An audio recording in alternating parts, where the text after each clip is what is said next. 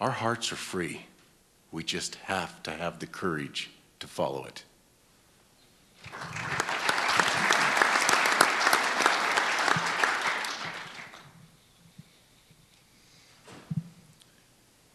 Elect me as your next United States Senator. I've fought the tyranny in the state Senate for years. We need more freedom, no doubt about that, not more government, and that's what I've always fought for. I think you need a senator that understands that the strength of a nation is its people, not its government. And you need someone with the experience of doing what they say they're going to do, someone that has followed that path, and someone that has the experience and the core values to not deter from that path when they get to the United States Senate.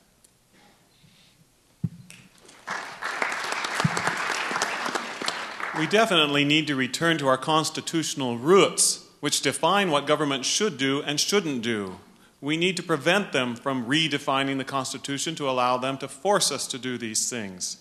It's absolutely essential that as we move forward, that we adopt rules and regulations in the Senate that make them live under the same rules and regulations that we do, so that they know what the common people are feeling. But in the face of that tyranny, we are a rule of law. We follow the established process through the court systems to address our grievances.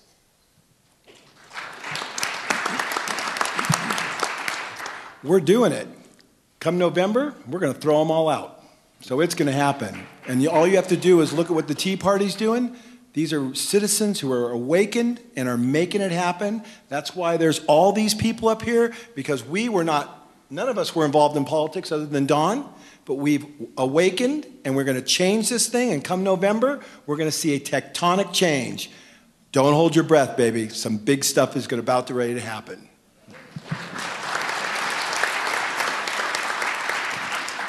This question sounds like it's alluding to Obamacare, and Patty Murray voted in favor of that, as you know. We need to repeal Obamacare. We need to replace Patty Murray with Art Caudet, because Art Caudet understands that Obamacare, forcing you to buy private insurance whether or not you want it or can afford it or face penalty, is unconstitutional. It violates the Commerce Clause, it violates the 10th Amendment, and we've just got to say no. I prefer free market solutions.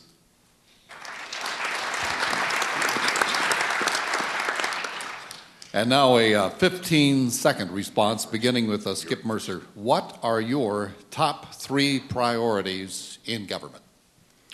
Well, the first priority is to cut back the reach and the cost of government. It's been way overextended. It has overextended its constitutional boundaries, and it's continually trying to social engineer everyone. And the cost of our government is just overwhelming. Is that it? That's it. 15. Pardon me? Oh, you did it by accident? Oh. 15 seconds. 15 seconds. 3 things in 15 seconds. And that's how small government should be today. Number one, let's get back to following and honoring the Constitution of the United States of America. 2, let's be fiscal responsibility, balance the checkbook. And 3, government accountability to we, the people.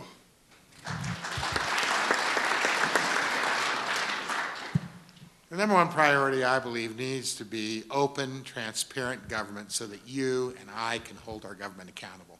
We've got to stop all this backroom deals, because that's what's wrong really with our government. And then efficiency. We've got to operate government in an efficient manner. There are certain functions that government needs to do, but we need to do it efficiently so that we can reduce our debt. My 3 top priorities are to reduce spending to balance the budget, begin paying the national debt, and reform Congress and reform taxes. My top 3 is I have a plan. 10-3 lean. Roll back taxes and spending by 10% for 3 consecutive years for a total of 27%. And the lean component is adopt a lean strategy throughout the federal government to shrink it, make it more efficient and more effective for the American people.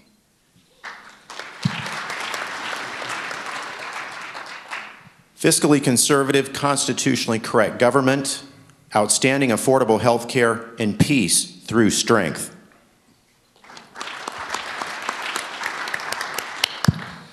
I would say repeal health care, stabilize the financial and business markets so we can get people back to work, and try to get rid of the paid lobbyists and special interests in Washington. Now back to a 30-second response, beginning with Clint Diedler. Do you support... Didier. I got it. But call me what you want. Just don't call me late for supper. I hear you. Do you support the 10th Amendment to the Constitution, and why? Yes, I do support the 10th Amendment, and this is probably the biggest travesty of our federal government today, is they are dithering in things they should not be in. For instance, Department of Education. The first bill I will introduce will be for the abolishment of the Department of Education and give it back to the states. This is the problem of our federal government. Our founding fathers had 4 things our federal government was responsible for. That was foreign commerce, war, peace, foreign commerce, and negotiation.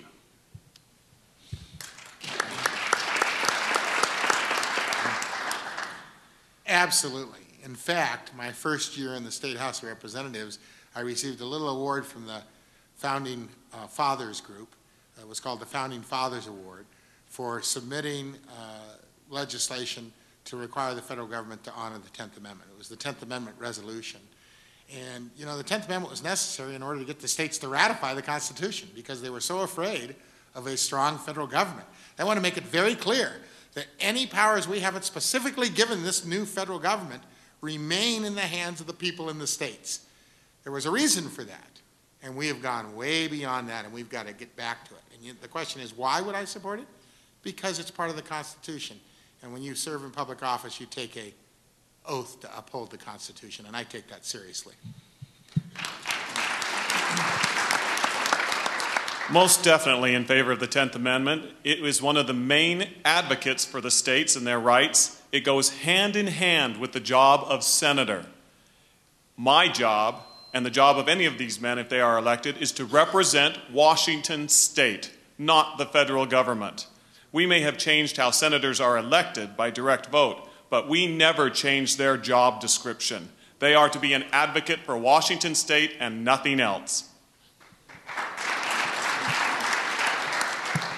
Why? Because problems are always best solved at the local level as close to where the problem originated.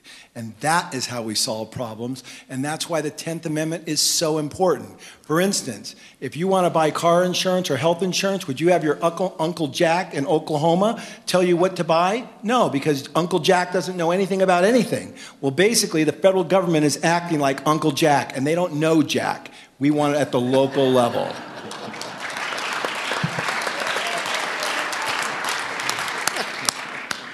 Yes, I support the 10th Amendment.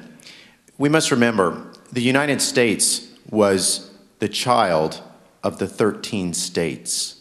When their representatives signed the United States birth certificate, the Declaration of Independence, July 4, 1776 in Congress. So we have a case now of the tail wagging the dog, a federal government that's too big and too powerful. It should really be the other way around. I believe in the 10th Amendment. The states should take all of the power that the Constitution doesn't deprive them, and the rest respectively to the people. That's us.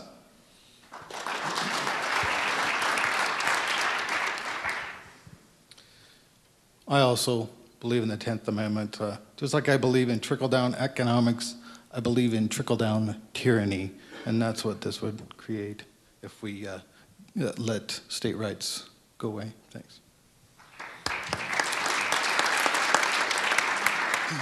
The Liberal Congress has trashed the 10th Amendment, most often with the misuse of the Commerce Clause. Right after the Department of Education is abolished, I would think we should abolish the Department of Energy, which was created 30 years ago to get us off foreign oil, and we're no closer yet now than we were then. They need to go as well.